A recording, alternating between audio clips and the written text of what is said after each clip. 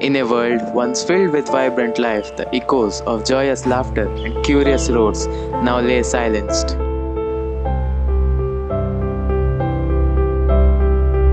I remember their names, their stories, the days we spent together.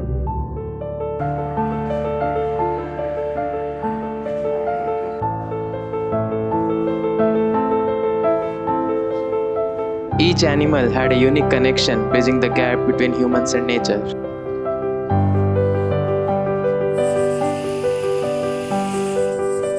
It's not just place for animals, it's a place where both bonds were formed.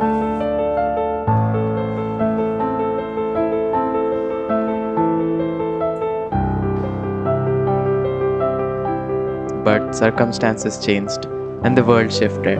The animals had to find new homes, and the bonds that once were strong were now severed.